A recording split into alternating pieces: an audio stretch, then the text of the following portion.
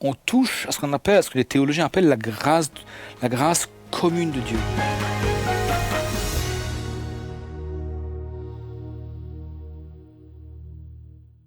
Ça touche un point extrêmement intéressant. Je ne sais pas si c'est personne, mais je pense qu'il ne faut pas oublier que la grâce n'est pas qu'une grâce salvatrice qui nous communique le salut.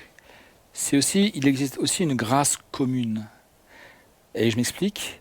Quand Jésus dit qu'il fait pleuvoir sa pluie sur les justes et les injustes, et lever le soleil sur les bons et les méchants, la réaction première qu'on pourrait avoir, c'est de se dire, c'est pas juste. Parce que finalement, son soleil devrait ne se lever que sur les bons, et sa pluie ne tomber que sur le champ du juste. Mais Dieu aime tous les hommes. Et donc du coup, et je voudrais là le dire très fortement et très profondément, on touche à ce qu'on appelle, à ce que les théologiens appellent la grâce commune de Dieu.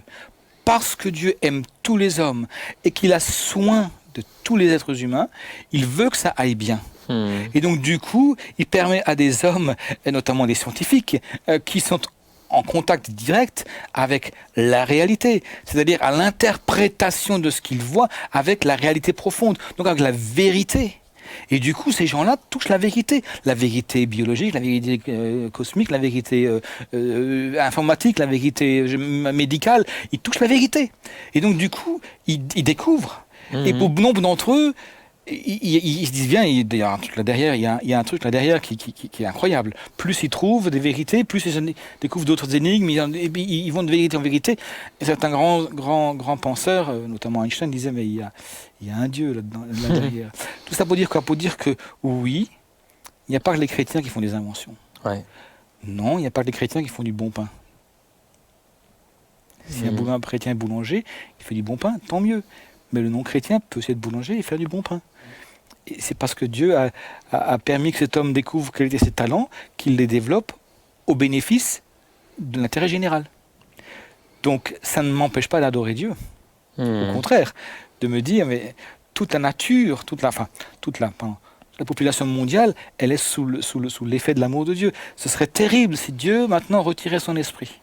Complètement. Alors là, je ne voudrais pas être présent parce que là, tout à coup, tout s'écroule. Il y a une espèce de retenue de la méchanceté parce que Dieu, dans sa grâce, étend sa grâce sur tous les hommes encore. Et qu'au travers des croyants, l'Esprit de Dieu est présent. Et que l'Esprit de Dieu agit aussi en dehors du cercle des croyants. Par exemple, je suis le fruit d'une famille qui n'était pas évangélique à la base. Mes parents n'étaient pas évangéliques. Mais ma mère priait longtemps avant même d'être évangélique. Elle priait sa prière, entre guillemets, puérile. Dieu, aide-moi, donne-moi un grand... Elle avait un papa abusif, alors elle a prié pour avoir un mari grand et fort. Alors le Joseph qui est arrivé dans sa vie, il fait 1m92 à l'époque, et quand il m'envoyait sa main sur son empreinte digitale, son vis buccale, j'avais un peu mal, quoi. Et Dieu l'a répondu comme ça, et petit à petit ils ont cheminé jusqu'au jour où tout à coup, parce qu'ils avaient déjà cheminé au préalable, Dieu a permis qu'au travail, pendant la pause de 10h ou de midi, je ne sais plus, un collègue de travail chrétien a témoigné à ma maman. Wow. Et donc, il y a une grâce commune. Maintenant, Dieu attire des gens au-delà du cercle chrétien, depuis longtemps. Et Dieu le fait. Et tant que les chrétiens sont là, tant qu'ils ne sont pas enlevés, le Saint-Esprit est là. Et tant qu'il y aura cela, il y aura la grâce commune qui va permettre un tas de choses qui vont améliorer la vie de tous les gens, quoi. Complètement.